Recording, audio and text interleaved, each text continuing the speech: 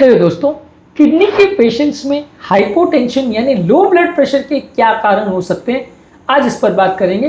Kidney के patients में अक्सर कभी कभार लो ब्लड प्रेशर होता है। वैसे तो ज़्यादातर किडनी पेशेंट में आप जब भी देखते हो बीपी ज़्यादा हाई मिलता है, लेकिन कई ऐसी सर्कमस्टांसेस है जहाँ किडनी पेशेंट में लो ब्लड प्रेशर भी देखने को मिल सकता है। इसके बारे में भी जानना और समझना ज़रूरी है, क्योंकि ये एक अपने आप में बड़ी समस्या है जिसको मैनेज करना अक्सर कई बार मुश्किल भी हो सकता है। कई बार किडनी पेशेंट्स के लिए और किडनी को डैमेज करने वाले प्रॉब्लम भी बन सकता है, जानलेवा भी हो सकता है। इसलिए आज हम बात करेंगे किडनी के पेशेंट्स में हाइपोटेंशन के क्या कारण हो सकते हैं। टॉपिक पर जाने से पहले जो लोग हमारे चैनल पर नए हैं उन्हें रिक्वेस्ट करूँगा कि चैनल को सब्सक्राइब करें, वीडियो को लाइक करें, शेयर करें, फॉलो करें, कमेंट करें, पूरा देखें। टॉपिक इंपॉर्टेंट है इसलिए अंत तक देखिएगा। चलिए शुरू करते हैं इंपॉर्टेंट वीडियो।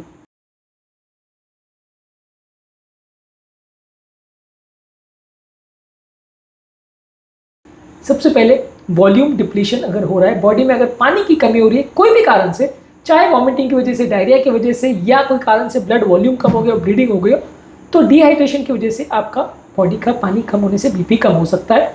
इसके अलावा यदि आप यूरिन बढ़ाने वाली दवाओं का प्रयोग करें तो इससे भी कई बार फ्लूइड लॉस की वजह से हाइपोटेंशन हो सकता है। और पेशाब बढ़ाने वाली दवा अगर किडनी पेशेंट में ज़्यादा डोज में दी गई तो उससे भी ब्लड प्रेशर ड्रॉप हो सकता है। इसके अलावा यदि आप डायलिसिस करने के दौरान बहुत ज़्यादा अल्ट्रा फिल्ट्रेशन कर रहे हैं, यानी बहुत ज़्यादा अगर आपने डायलिसिस करने के दौरान पानी निकाल दिया, तो इसकी वजह से भी सिग्निफिकेंट ब्लड प्रेशर में ड्रॉप देखने को मिल सकता है।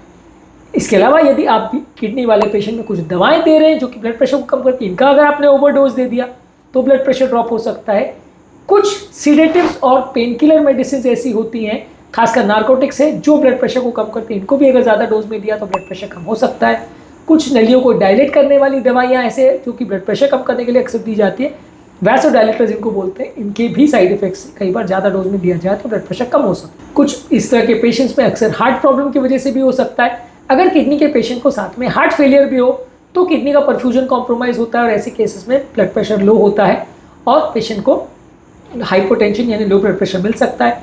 यदि किडनी के पेशेंट को कोई रिदम प्रॉब्लम है, रिदम प्रॉब्लम वाले केसेस में भी लो ब्लड प्रेशर देखने को मिल सकता है। अरिथमिया या डेंजरस रिदम प्रॉब्लम चल रही हो कंटिन्यूस तो भी लो ब्लड प्रेशर मिल सकता है। इसके अलावा किडनी के चारों ओर जो झिल्ली होती है उसमें अगर सूजन आ जाए या उसमें अगर पानी भर जाए, किसी व्यक्ति को अगर एडवांस किडनी डिजीज है तो वैसे व्यक्ति में किडनी के चारों ओर जो झिल्ली है उसमें पानी भरने की वजह से किडनी पर कंप्रेशन पड़ता है, इसको कार्डियक टैम्पोनेट बोलते हैं।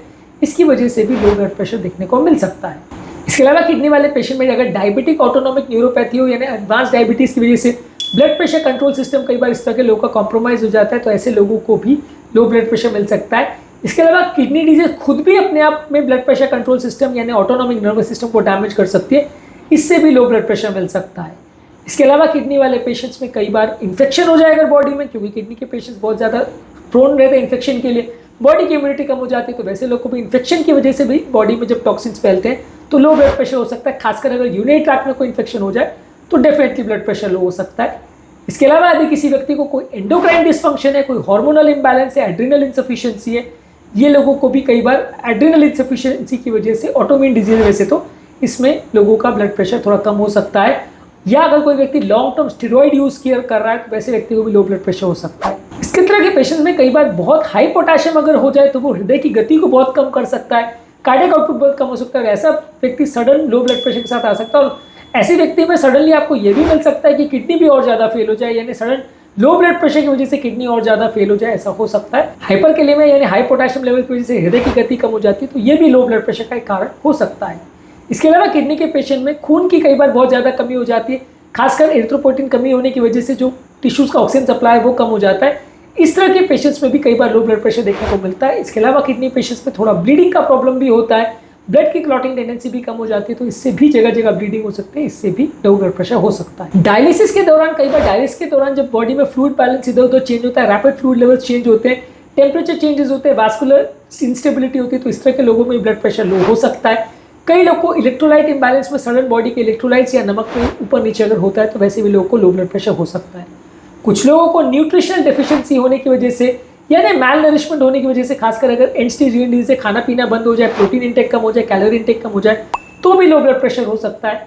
कुछ लोगों को अगर खाने पीने में नमक की मात्रा अगर बहुत ज़्यादा कम हो जाए यानी लो सोडियम इंटेक अगर हो रहा हो तो वैसे लोग को भी लो फ्लूइड इंटेक के साथ लो ब्लड प्रेशर हो सकता है। इसके अलावा कुछ लोग को अगर वैस्कुलर एक्सेस साइट में प्रॉब्लम हो जाए, जहाँ पे डायलिसिस का फिस्टुला किया है वहाँ पे अगर ब्लीडिंग हो जाए या वहाँ पे अगर इन्फेक्शन हो जाए तो भी लो ब्लड प्रेशर हो सकता है। इसके अलावा कुछ किडनी की बीमारियां ऐसी है जो कि बॉडी का इन्फ्लेमेशन करती हैं, जैसे कि ग्लोमेरुलोनेफ्राइटिस, इसमें भी कई बार लो ब्लड प्रेशर हो सकता है। किडनी के पेशेंट में बॉडी का ऑटोनॉमिक सिस्टम गड़बड़ होने से बैठे से उठने में भी लोगों को लो ब्लड प्रेशर हो सकता है, यानी ऑर्थोस्टैटिक हाइपोटेंशन भी ज़्यादा देखने को मिल सकता है। तो इसका मतलब ये है कि किडनी वाले पेशेंट्स में सिर्फ हाई ब्लड प्रेशर ही मिले ऐसा ज़रूरी नहीं है, बहुत सारे ऐसे कारण हो सकते हैं जिसमें आपको लो ब्लड प्रेशर मिल सकता है। एक अलग वीडियो में हमने लो ब्लड प्रेशर को मैनेज कैसे करना है, और दूसरे वीडियो में हमने ये डिस्कस किया कि किडनी पेशेंट में लो ब्लड प्रेशर की क्या इंपॉर्टेंस होती है और कैसे ये किडनी को और डैमेज कर सकता है या क्या परेशान कर सकता है। ये सारी चीज़ों को हमने कवर किया, इसलिए इन वीडियोज़ को भी ज़रूर चेकआउट करें। उम्मीद करूँगा कि आज के टॉपिक में कुछ नई बातें जानने को मिली होगी। जो लोग हमारे चैनल पर नए हैं उन्हें रिक्वेस्ट करूँगा कि चैनल को सब्सक्राइब करें, वीडियोज़ को लाइक करें, शेयर करें, फॉलो करें, कमेंट करें, पूरा